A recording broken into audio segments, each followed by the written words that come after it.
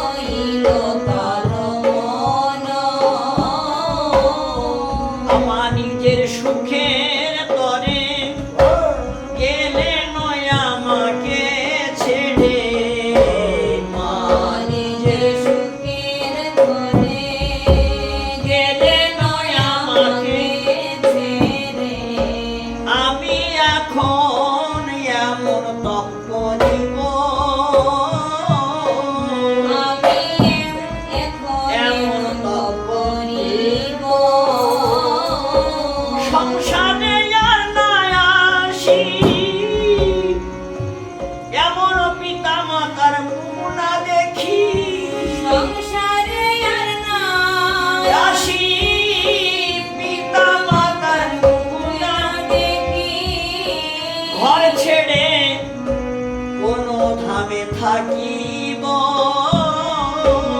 ঘরে ছেড়ে কোনো ধামে থাকিব,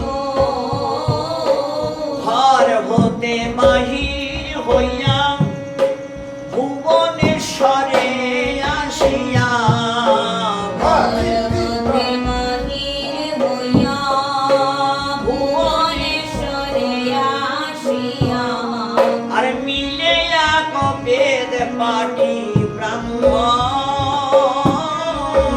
মিলে বেদ পাটি ব্রাহ্মণ,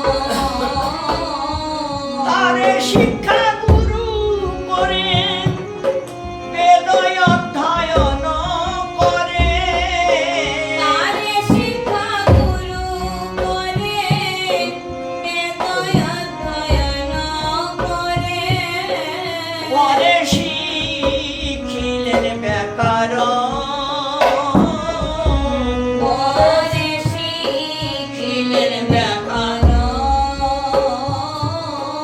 কয়েক বছর পরে সাক্ষী গোপাল দর্শন করে, কয়েক বছর পরে সাক্ষী গোপাল দর্শন করে, আহা জগন্নাথের চরণে পড়িলা,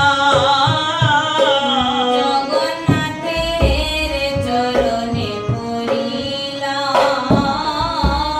আহা প্রভু কর দয়া দিয়ে তব পদ ছায়া, আহা প্রভু কর দয়া দিয়ে মুরে তব পদ ছায়া, স্তবস্তুতি বহুত শোনাইলা,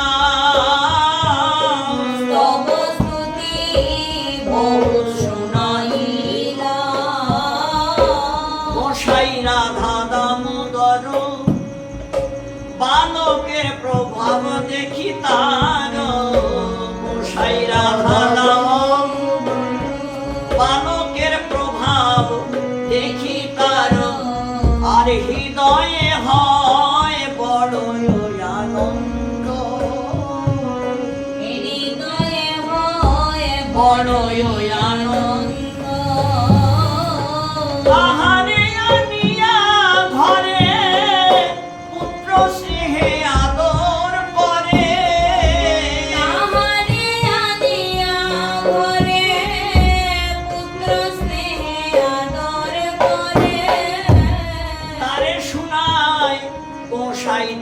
সম্বন্ধ।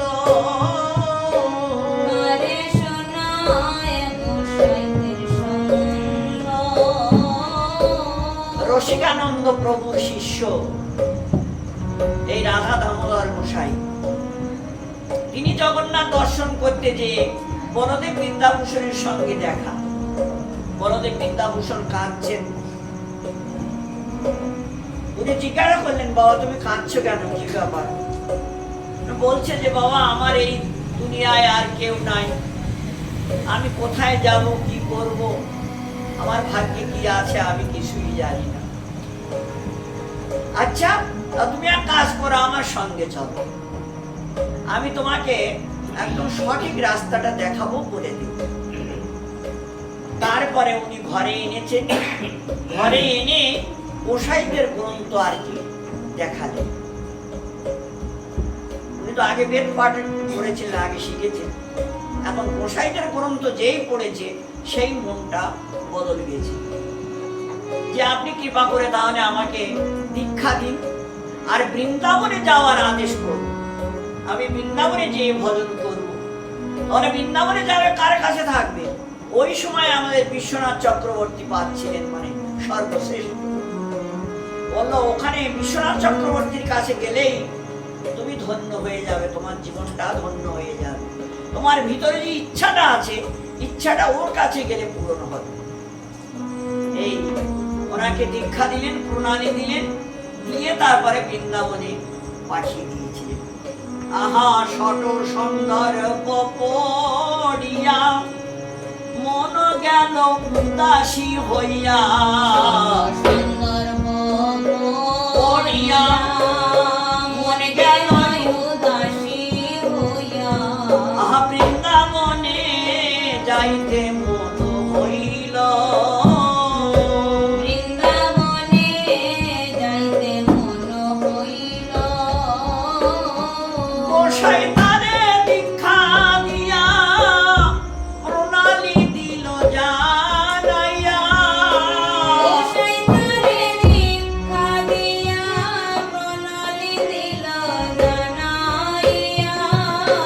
বিশ্বনাথের কাছে থাকবে কইল, বিশ্বনাথের কাছে থাকবে কইল। তার কাছে থাকলে পরে দেবে আশা পূরণ করে, তার কাছে থাকলে পরে দেবে আশা আশা পূরণ করে।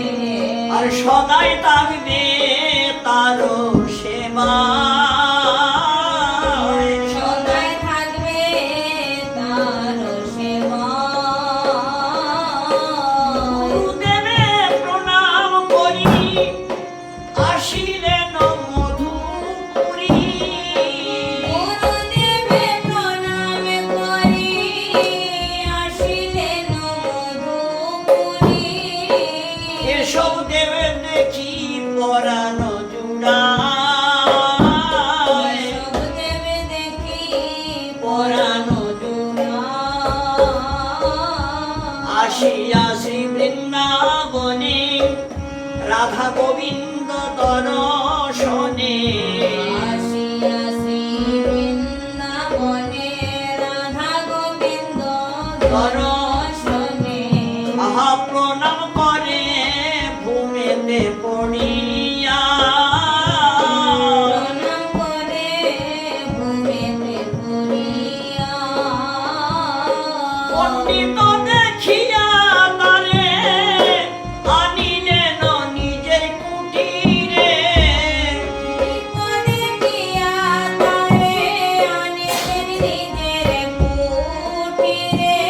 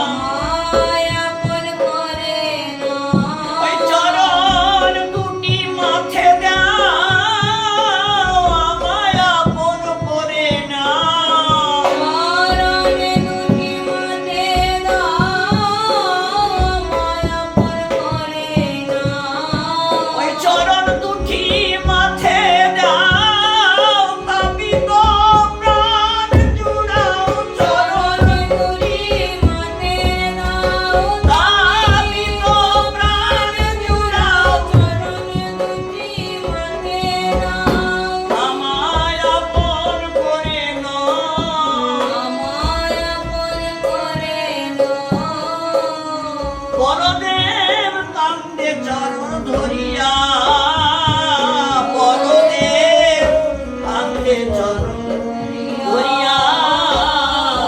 আহা বলদেবের ভাব দেখিয়া তারে স্নেহ দিয়া রাখিয়া। ভাব দেখিয়া স্নেহ দিয়া রাখিয়া গ্রন্থ পড়ায় সদাচার শিখায়। সদাচার শিখায় পরমহংস বেশ দিল বৈষ্ণব দাসের সঙ্গে রাখিল। বৈষ্ণব দাসের রাখিল গোসাইদের গ্রন্থ সব পড়ায়।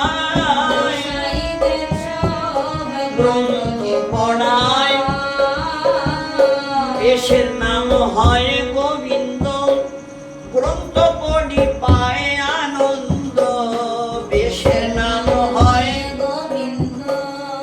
গ্রন্থ পড়ি পায় আনন্দ। আয় অল্প দিনে হইল প্রেমের খনি।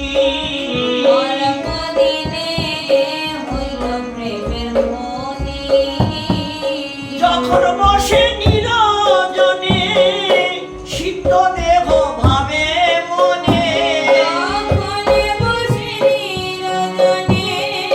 সিদ্ধ দেহ ভাবে একদিন দেখে শ্যাম গুণমণি।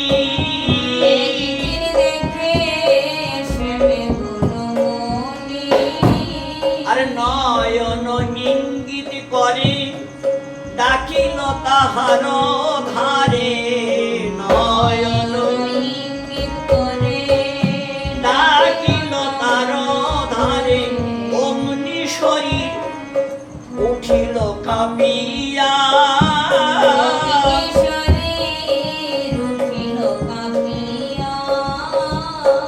উনি ধ্যানে ঠাকুরের শরীর চিন্তন করছিলেন।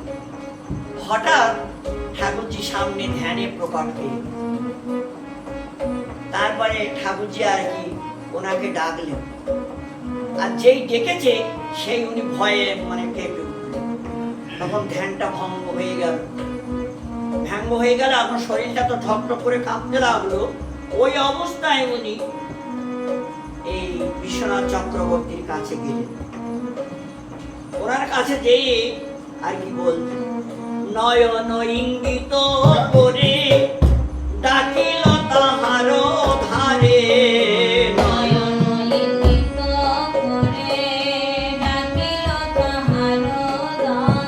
অমনি শরীর উঠিল কাঁপিয়া।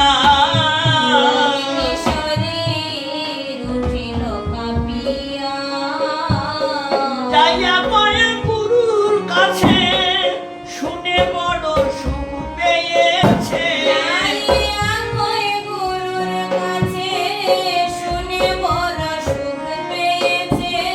আরে ভালো বলে মাথায় হাত দিয়া।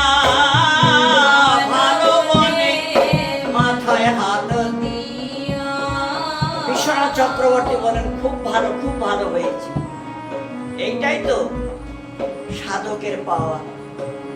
সাধক কঠিন সাধনা করে, বৈরাগ্য করে ঠাকুরের কৃপা পাওয়ার জন্য।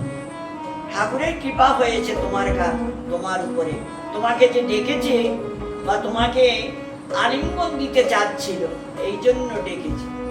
আর তুমি তো সেই ভাবটাই নষ্ট করে ফেললে। আচ্ছা যাক, কই বাত নাই। তুমি ধৈর্য ধরে থাকো, তোমার ভাগ্যে অবশ্যই আসবে। এই মাথায় হাত দিয়ে উনিও সান্ত্বনা দিলেন। আর এদিকে জয়পুর চিঠি জয়পুর হতে চিঠি এলো। আহা রাজা লিখে পাঠাইল। জয়পুর হতে চিঠি এলো, রাজা লিখে পাঠাইল।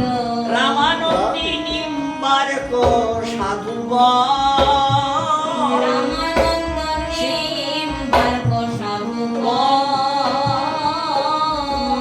আরে গৌরিয়া আগির ভাষ্য নাই, সেবা দেওয়াই উচিত নয়। গৌরীয়ার ভাষ্য নাই, সেবা দেওয়া উচিত নয়। রাজা বিচার করিবেন এখন, রাজা বিচার করিবেন। এই গৌড়ীয় প্রথাটা আমাদের চৈতন্য মহাপ্রভু উনি প্রকাশ করেছেন। ওদের তিনজনের তো ভাষ্য আছে, বিষ্ণু স্বামী, নিম্বার্ক এবং রামানন্দ, কিন্তু আমাদের গৌড়ীয়দের ভাষ্য নাই। এই এখন নিম্বার্ক আর রামানন্দী মিলেই কথা উঠে গেছে যে রাধা গোবিন্দের সেবা এদের দিয়ে করানো ভালো না, গৌড়ীয়দের করা ভালো না। এই কথা যখন রাজার কাছে উঠালেন, বললেন, রাজা তখন চিঠি লিখে ব্রজে পাঠালেন যে এমন কেউ যদি থাকো তাই এর একটা উপায় করো, নাইলে তো আর এই গৌড়ীয় বৈষ্ণবদের কেউ মানতে চাচ্ছে না। ওই চিঠিটা যখন এই বিশ্বনাথ চক্রবর্তীর কাছে আসলো, তখন আর কি, আহা, উনি আবার গৌড়ীয় বৈষ্ণব দীক্ষা নিয়েছেন। রাজা গৌড়ীয় বৈষ্ণবের কাছে, উনি গৌড়ীয় বৈষ্ণব, এখন অন্যের কাছে সেবা দেবেন কি করে? মনে খুব দুঃখ হয়ে গেল। আমি গৌড়ীয় হইয়া রই কেমনে সেবা দিয়া, আমি গৌড়ীয় হইয়া রইব কেমন সেবা দিয়া। আর রক্ষা করো এ বিপদ হতে, রক্ষা করো এ বিপদ হতে। গুরুদেব বিশ্বনাথ বলদেবে মাঠে দিয়া হাত, গুরুদেব বিশ্বনাথ বলদেব মাকে দিয়া হাত। আর শীঘ্র যাও তাদের সভাতে। যাও তাদের সভাতে। ওই সময় উনি মানে অনেক বয়স হয়ে গেছে, আর খুব একটা চলার ক্ষমতা ছিল না। এই জন্য বলদেবকে উনি আশীর্বাদ করলেন যে যাও, তোমাকে যেতে হবে। যেয়ে তুমি কি করবে? আহা, ধর্ণা দেবে গোবিন্দের দ্বারে, দেখি সে ছাড়ে কেমন করে। দেবে গোবিন্দের দ্বারে, দেখি সে চাইবে কেমনে ছাড়ে, আর এই উপায় সেই করিবে, এই উপায় সেই করিবে। বলদেব গোবিন্দের দ্বারে আসন অনাসন ব্রত করে। বলদেব গোবিন্দের দ্বারে অনাসন ব্রত করে। দুদিন পরে কয় রাত্রে আসিবে, দুদিন পরে কয় রাত্রে আসিবে। গোবিন্দজি দর্শন দিয়ে, গোবিন্দজি দর্শন দিয়ে গোবিন্দজি দর্শন দিয়ে বলদেবের কাছে গিয়ে, গোবিন্দদেব দর্শন দিয়ে বলদেবের কাছে গিয়ে, গোবিন্দদেব দর্শন দিয়ে বলদেবের কাছে গিয়ে, গোবিন্দদেব দর্শন দিয়ে বলদেবের কাছে বলি আজ রাত্রে আসিবে, গোবিন্দজি দর্শন দিয়ে বলে আজ আজ রাত্রে আসিবে বলল গোবিন্দজি দর্শন দিয়ে। বললেন যে আজকে রাত্রে তুমি আমার কাছে আসবে। দুদিন পরেই বলদেবকে গিয়ে বললেন যে তুমি আজকে রাত্রে আমার কাছে আসবে। আহা, বসিল খাতা পেন লইয়া, গোবিন্দ দেব দেয় কহিয়া, পেন লইয়া গোবিন্দদেব দেব কহিয়া সারা রাত্র বসিয়া লিখিল। সারা রাত্র বসিয়া লিখিল।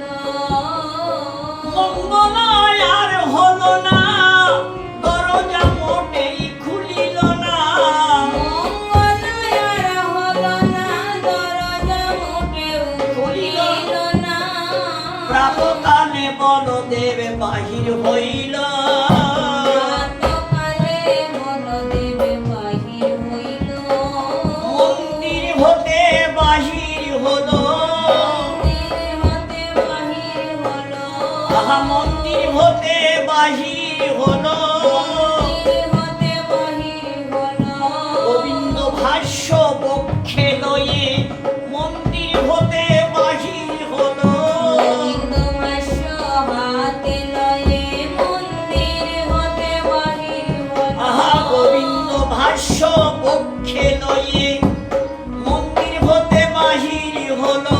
গোবিন্দ ভাষ্য পক্ষে লয়ে আরে পূজারি সকল দেখতে লাগিল মন্দির হতে বাহির হলো, পূজারি সকল দেখিতে লাগিল মন্দির হতে বাহির হলো।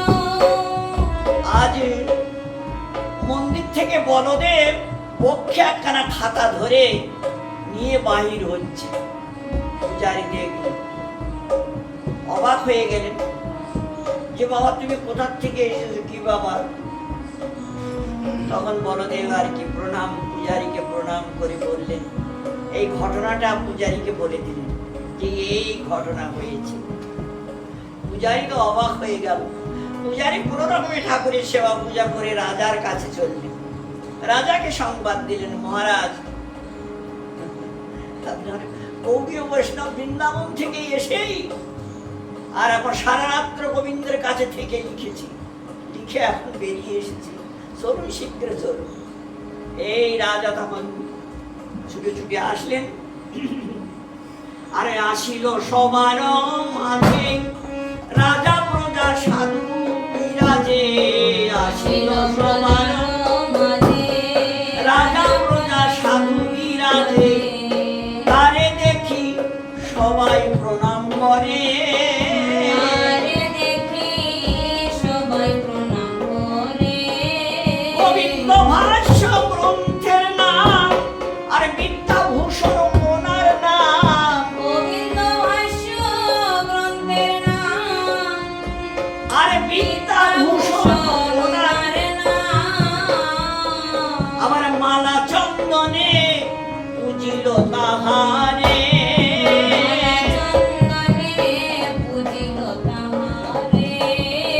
রাজা এখন সব সম্প্রদায়ের সাধুদের ডাকলেন, সভা করলেন।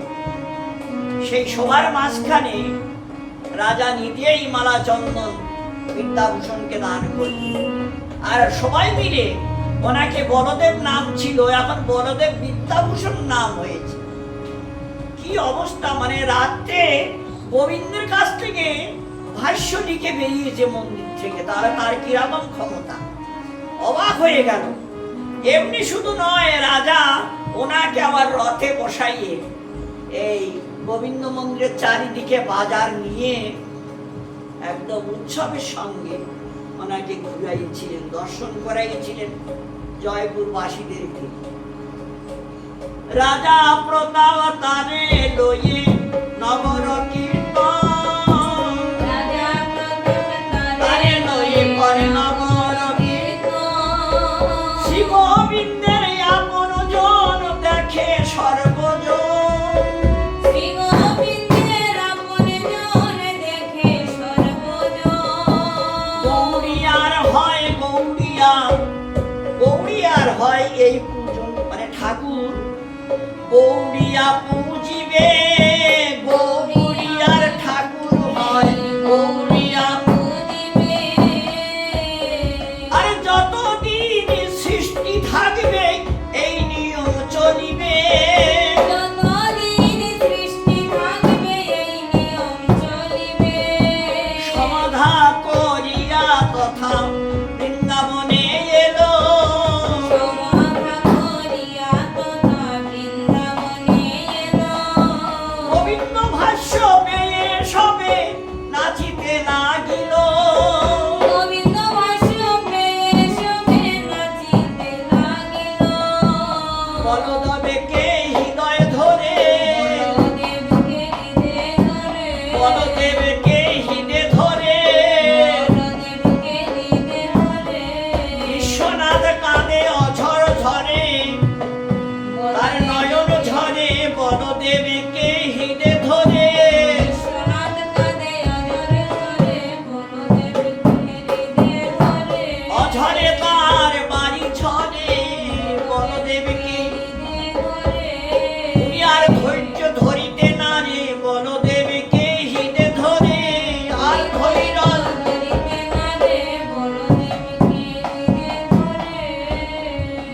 বড় একটা কাজ করে দেখান।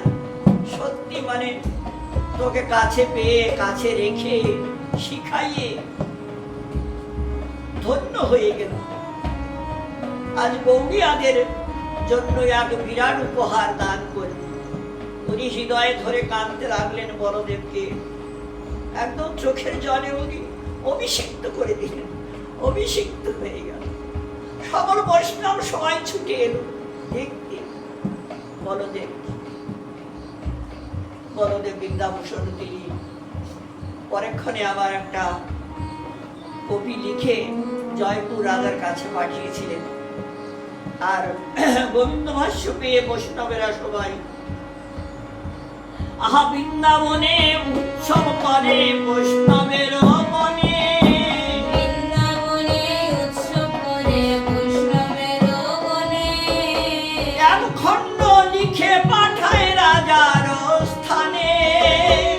এক খণ্ড লিখে পাঠায় রাজার স্থানে। আহা গুরুদেব নিত্য লীলায় যাওয়ার পরে। গুরুদেব নিত্য লীলায় যাওয়ার পরে। শ্যাম সুন্দর বিগ্রহ প্রতিষ্ঠা সে করে। শ্যামী সুন্দর বিগ্রহ প্রতিষ্ঠা সে করে। সিদ্ধান্ত দর্পণ নামে এক গ্রন্থ লিখিয়া। সিদ্ধান্ত দর্পণ নামে এক গ্রন্থ করিয়া। বৈষ্ণব সমাজে তা দিলেন বিলাইয়া। বৈষ্ণব সমাজে তা দিলেন বিলাইয়া। সন্দর্ভের টিকা কইল আরো অনেক। সন্দর্ভের টিকা কইল আরো অনেক গোসাইদের গ্রন্থ সে হইল অভিষেক। গ্রন্থে সে হইল অভিষেক। গুরু সেবা বৈষ্ণব সেবা গ্রন্থ সেবায়।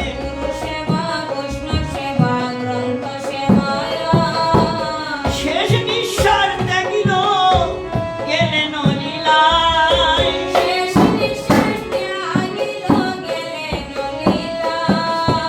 গঙ্গা দশরা তিথি সেই দিনও ছিল।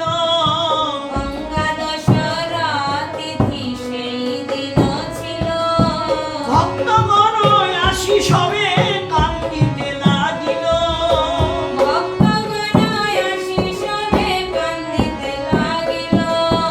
সমদা সমাধি করিয়া যায় আপন কুটিরে।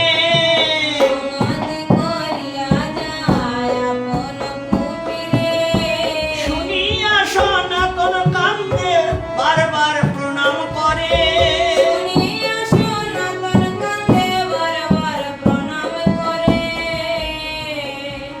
আজ এই গঙ্গা দশরা তিথিতে উনি অপ্রকট হয়েছিলেন। শ্যামসুন্দর মন্দির উনি পরীক্ষা এই ঠাকুর আর কি উনি প্রতিষ্ঠা করেছিলেন।